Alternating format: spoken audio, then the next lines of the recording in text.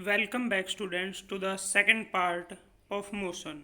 अगर आपने first part नहीं देखा है तो आप इसके डिस्क्रिप्शन बॉक्स में लिंक पर क्लिक करके फर्स्ट पार्ट को देख सकते हैं। इस चैप्टर में हम distance, displacement, speed, velocity, average speed velocity, acceleration और डिफरेंट टाइप्स ऑफ एक्सेलरेशन के बारे में स्टडी करेंगे। सबसे पहले बात करते हैं डिस्टेंस की। डिस्टेंस होता क्या है, इसके बारे में अगर हम बात करते हैं तो डिस्टेंस हमारा क्या है?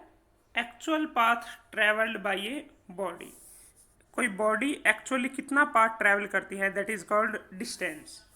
इसको मीटर में मेजर किया जाता है और ऑडोमीटर एक डिवाइस का नाम है, name of the device which is use to measure distance.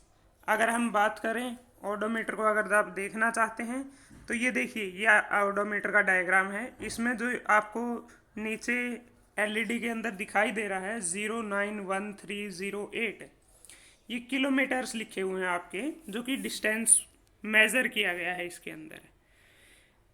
जैसा ऊपर 0, 10, 20, 30, 40, 50 से लेके ऐसे 120 तक गया है, ये स्पीडोमीटर होता है और किलोमीटर दिखाने वाला ऑडोमीटर होता है।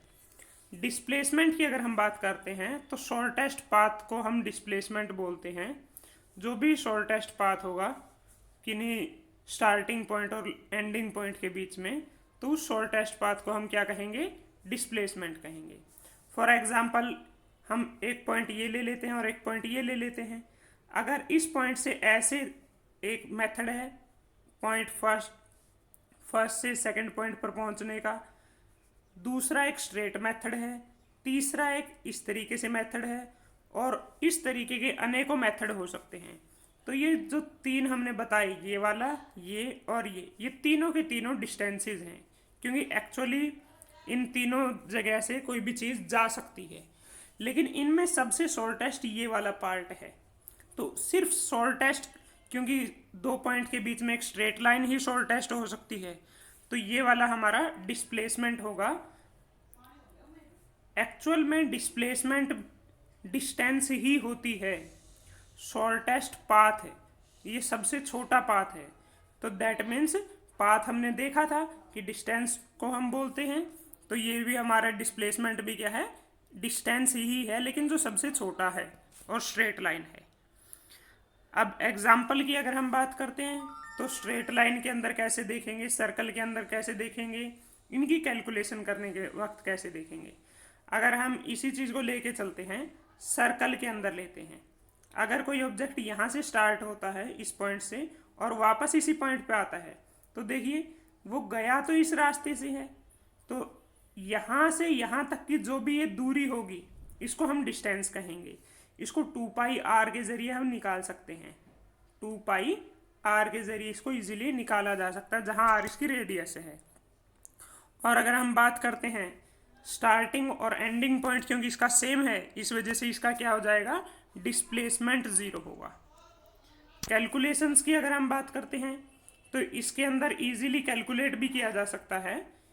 फॉर एग्जांपल यहाँ ये हमारा 0 है, ओरिजिन है, ये 10 है, ये 20 है, कुछ डिस्टेंस है ये मीटर्स के अंदर, और यहाँ से एक ऑब्जेक्ट हमारा यहाँ जाता है और वापस वो यहाँ आके स्टॉप हो जाता है। तो डिस्टेंस कितना हुआ? डिस्टेंस हमारा यहाँ से लेके यहाँ तक का डिस्टेंस स्टार्टिंग में 20, तो डिस्टेंस ये हो गया, और 10 डिस्टेंस हमारा ये हो गया, तो टोटल डिस्टेंस हो गया हमारा 30। लेकिन डिस्प्लेसमेंट अगर हम बात करते हैं तो स्टार्टिंग पॉइंट ये था और लास्ट पॉइंट हमारा ये है, तो यहाँ इन दोनों के बीच में शॉर्टेस्ट डिस्टेंस कितना है? स्टार्टिंग और लास्ट के बीच का गैप है 10 का, तो डिस्प्लेसमेंट हमारी कितनी होगी? 10 होगी। तो इस तरीके से हम इजीली देख सकते हैं। फॉर एग्जांपल ये क्वेश्चन ले लेते हैं। कोई फार्मर है, वो इस स्क्वायर फील्ड के चारों तरफ मूव करता है, जिसकी साइड कितनी है? 10 है। अब क्योंकि इसकी साइड 10 है, तो टोटल साइड्स का सम कितना होगा? पेरीमीटर कितना होगा? वो होगा हमारा 40, और वो 40 मीटर 40 सेकंड के अंदर ट्रेवल करता है। जो मैग्नीट्यूड होगा डिस्प्लेसमेंट का, मैग्नीट्यूड का मतलब वैल्यू होती है, न्यूमेरिकल वैल्यू, जो आपकी 10, 20, 30 इस तरीके से आती हैं। तो जो वैल्यू होगी डिस्प्लेसमेंट की, 2 मिनट और 20 सेकंड के बाद कितनी होगी। पहले तो हम देखते हैं 2 मिनट 20 सेकंड में कितने सेकंड्स होंगे। सभी चीज़ें हमारी SI यूनिट में होनी चाहिए। 2 मिनट में 120 और 20 सेकंड में 20, तो टोटल 120 प्लस 20 होगी 140 सेकेंड्स। अब 140 सेकेंड्स में अगर हम बात करते हैं तो 40 एक चक्कर में, 40 दूसरे चक्कर में, दैट मीन्स 80 हो गया। फिर थर्ड के अंदर 120 हो जाएगा। अगर इस पॉइंट से उसने चलना स्टार्ट किया तो थर्ड राउंड के अंदर यहीं पर 120 सेकेंड्स हो के अंदर आपका 120 मीटर ट्रैवल कर चुका होगा। बाकी की बची हुई 20 के अंदर वो क्या करेगा, ये 10 और ये 10 टोटल इस तरीके से क्या कर देगा आपका, वो यहाँ से चलकर इस पॉइंट पर पहुँच जाएगा। तो इसके अंदर उसने क्या किया, 20 एक इस पॉइंट से यहाँ पर पहुँच गया, तो अपोजिट पोर्शन पे पहुँच गया, डायगोनल वाली जगह पहुँच गया। तो इस तरीके से हम कह सकते हैं कि 140 सेकेंड्स के अंदर उसने हमारा ट्रैवल किए टोटल 3.5 रेवोल्यूशन, जिसके अंदर जो टोटल डिस्टेंस ट्रैवल किया वो 140 मीटर किया, क्योंकि वो इस तरीके से ट्रैवल किया था 3 कंप्लीट राउंड और एक हाफ राउंड। और डिस्प्लेसमेंट अगर हम बात करते हैं तो जो ये डायगोनल होगा, ये स्टार्टिंग पॉइंट, ये एंडिंग पॉइंट था हमारा, तो इनके बीच में शॉर्टेस्ट डिस्टेंस ये स्ट्रेट लाइन होगी। तो ये स्ट्रेट लाइन का डिस्टेंस जो होगा वो हमारी डिस्प्लेसमेंट होगी। अब ये स्क्वायर है तो पाइथागोरस थ्योरम का हम यहाँ पर यूज़ करेंगे। 10 का स्क्वायर प्लस 10 का स्क्वायर उसके अंडर रूट के इक्वल आएगा हमारा डायगोनल। तो 100 प्लस 100 का under root, that means under root 200 metre हमारी क्या है, डिस्प्लेसमेंट है। डिस्टेंस और डिस्प्लेसमेंट की अगर हम बात करते हैं, डिस्टेंस एक्चुअल पाथ जो ट्रैवल होता है और शॉर्टेस्ट पाथ को हम डिस्प्लेसमेंट बोलते हैं, एक्चुअल पाथ को डिस्टेंस बोलते हैं। दूसरा, डिस्टेंस में कोई डायरेक्शन नहीं इसलिए स्केलर है। डिस्प्लेसमेंट एक पर्टिकुलर डायरेक्शन में ही होगा, स्ट्रेट लाइन पाथ है, तो इसलिए वजह से ये वेक्टर क्वांटिटी होगी। और जो चीज़ स्केलर होती है वो हमेशा पॉजिटिव होती है, और डिस्प्लेसमेंट क्योंकि ये एक वेक्टर क्वांटिटी है तो इस वजह से आपकी ये पॉजिटिव, नेगेटिव और ज़ीरो तीनों टाइप की क्वांटिटीज़ यहाँ पर मिलेंगी आपको। अगर बात करें, स्केलर क्वांटिटी हमेशा बड़ी या बराबर हो सकती है, हमने पहले भी एग्जांपल्स के अंदर देखा, डिस्टेंस ग्रेटर देन होगा या इक्वल होगा, जबकि डिस्प्लेसमेंट हमेशा लेस और इक्वल होगी। सिमिलरली डिस्टेंस 2 पॉइंट के बीच में हमने वहाँ पर देखा कि 3 आराम से, ये एक पॉइंट, तो 3 रास्ते आसानी से थे, तो ये सारे के सारे डिस्टेंसेस थे। लेकिन जबकि डिस्प्लेसमेंट एक ही आपकी डिस्प्लेसमेंट थी, इसलिए डिस्प्लेसमेंट यूनिक होती है। नेक्स्ट, डिस्टेंस पाथ के ऊपर डिपेंड करता है कि कहाँ कहाँ से वो चीज़ आई है, गई है, जबकि डिस्प्लेसमेंट इनिशियल और फाइनल, स्टार्टिंग और एंडिंग पॉइंट के ऊपर डिपेंड करती है। लास्ट में फॉर्मूला, डिस्टेंस होता है स्पीड इनटू टाइम और डिस्प्लेसमेंट होती है वेलोसिटी इनटू टाइम। नेक्स्ट हम आते हैं स्पीड के ऊपर। स्पीड एक्चुअल में हमने यहाँ जो पीछे देखा था उसके अंदर डिस्टेंस था स्पीड इनटू टाइम, तो वहाँ से अगर हम स्पीड को देखते हैं तो स्पीड आएगा हमारा डिस्टेंस बाय टाइम। तो यहीं से हम इसको डिफाइन करेंगे। डिस्टेंस बाय टाइम जहाँ डिवाइडेड बाय टाइम आता है उसको हम रेट से डिफाइन करते हैं। तो इसको हो गया हमारा rate of change of distance, मतलब टाइम के साथ जितना डिस्टेंस ट्रैवल किया जाएगा, पर सेकंड जितना डिस्टेंस ट्रैवल किया जाएगा उसको हम उसकी स्पीड बोलते हैं। इसको ऐसे कहेंगे, rate of change of distance is called speed, या फिर distance travelled by a body per second is called speed. Speedometer आपने देख ही लिया था कि स्पीडोमीटर क्या होता है, कैसे वो दिखाया जाता है। सिमिलरली वेलोसिटी वहाँ पर अगर हम देखें तो डिस्प्लेसमेंट थी हमारी वेलोसिटी इनटू टाइम, तो सिमिलरली हमारी वेलोसिटी होगी डिस्प्लेसमेंट बाय टाइम। तो इसमें भी ये क्या है, rate of change of displacement, क्योंकि यहाँ डिस्टेंस बाय टाइम था, इसमें डिस्प्लेसमेंट बाय टाइम है, तो टाइम तो यहाँ भी आ गया, तो इसको भी rate of change of displacement से हम डिफाइन करेंगे। फॉर्मूला भी देख लीजिए। अब यहाँ पर अगर हम बात करते हैं, इनिशियल वेलोसिटी को u के जरिए और फाइनल को v के जरिए रिप्रेजेंट किया जाता है। ये देखिए, डिस्टेंस और टाइम दोनों स्केलर क्वांटिटीज हैं, यहाँ पर डिस्प्लेसमेंट वेक्टर क्वांटिटी है, तो जो जो डिस्प्लेसमेंट के अंदर थे सिमिलरली वो प्रॉपर्टीज हमारी वेलोसिटी के अंदर भी होंगी। मतलब वेलोसिटी भी क्या होगी, आपकी वेक्टर क्वांटिटी होगी, इनिशियल फाइनल पॉइंट के ऊपर डिपेंड करेगी, स्मॉल होगी स्पीड वगैरह के कंपैरिजन में। इनको हम अब आसानी से देखते हैं। देखिए स्पीड और वेलोसिटी क्या है, rate of change of distance हमारी स्पीड है, वेलोसिटी डिस्प्लेसमेंट की रेट चेंज की है। Speed scalar quantity, velocity vector, scalar हमेशा पॉजिटिव, वेक्टर हुआ तो हमारा पॉजिटिव नेगेटिव और ज़ीरो। ये स्केलर पॉजिटिव सिर्फ और सिर्फ इस वजह से हम बोल रहे हैं क्योंकि डिस्टेंस इस फॉर्मूले में आता है और डिस्टेंस कभी नेगेटिव नहीं हो सकता, ठीक है ना। वरना तो स्केलर क्वांटिटीज पॉजिटिव नेगेटिव दोनों टाइप की हो सकती हैं, लेकिन क्योंकि डिस्टेंस कभी नेगेटिव नहीं हो सकता, टाइम हमें पता है वो कभी नेगेटिव होगा ही नहीं, इस वजह से स्पीड हमेशा पॉजिटिव रहेगी। सेम केस डिस्टेंस के अंदर था।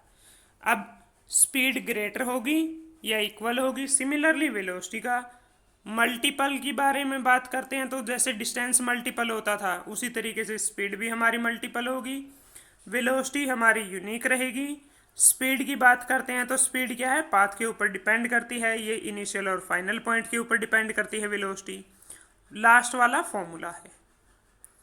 अब एवरेज स्पीड या एवरेज वेलोसिटी की बात करते हैं। जब भी हम किसी चीज़ का एवरेज निकालते तो हमने एवरेज देखा, पहली बात तो हम एवरेज तब निकालते हैं जब चीज़ें हमारी नॉन यूनिफॉर्म हो। जैसे आपके किसी सब्जेक्ट के अंदर मार्क्स 15 आए हैं, किसी के अंदर 16 आए हैं, किसी के अंदर 17 आए हैं आउट ऑफ 20, तो उनका एवरेज हम कैसे निकालेंगे, तीनों को जोड़ के, टोटल 3 सब्जेक्ट हैं तो 3 से डिवाइड कर देंगे। सिमिलरली स्पीड का अगर एवरेज निकालना है या वेलोसिटी का एवरेज निकालना है तो टोटल डिस्टेंस निकाल के टोटल टाइम से डिवाइड कर देंगे। First of all average is calculated when speed और वेलोसिटी इज नॉन यूनिफॉर्म, जब नॉन यूनिफॉर्म है तब किया जाता है। अब इसमें हम एवरेज स्पीड एक हमें कांस्टेंट क्वांटिटी देती है, तो एवरेज स्पीड जब हम लेंगे तो हम क्या करते हैं, रेशो लेते हैं टोटल डिस्टेंस की और टोटल टाइम ट्रेवल की। सिमिलरली वेलोसिटी के अंदर यहाँ पर अगर इनिशियल फाइनल वेलोसिटी में दिया है तो v+u/2 फॉर्मूला रहेगा, वरना हमारा total distance divided by total time formula रहेगा। अब नेक्स्ट आते हैं हम एसरलेशन और उसके डिफरेंट डिफरेंट टाइप्स के ऊपर। एसरलेशन होता क्या है, एक्चुअल में एसरलेशन होता है जो वेलोसिटी जिस रेट के साथ में चेंज हो रही है, तो rate of change of velocity को हम क्या बोलते हैं, एसरलेशन बोलते हैं, कि कितनी तेजी से वेलोसिटी में चेंज आ रहा है, कितनी जल्दी से वो बढ़ रही है या घट रही है। इसको ए के जरिए डिनोट किया जाता है, मीटर पर सेकंड स्क्वायर इसकी एसआई यूनिट है।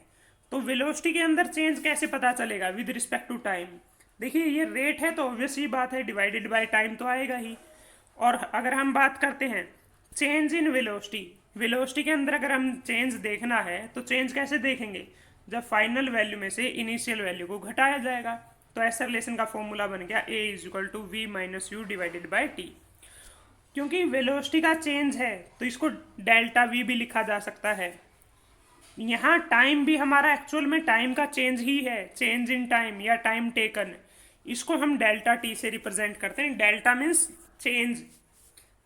डेल्टा को कई बार डी के जरिए भी रिप्रेजेंट किया जाता है, जो आपके ये डेल्टा और डी है, ये दोनों के दोनों चीज़ें आपकी चेंज को डिनोट करते हैं। तो एसरलेशन का फॉर्मूला dv/dt या v-u/t या delta we divided by delta T होगा हमारा। एसरलेशन हमारे दो टाइप के होते हैं बेसिकली, एक यूनिफॉर्म एसरलेशन और एक नॉन यूनिफॉर्म एसरलेशन।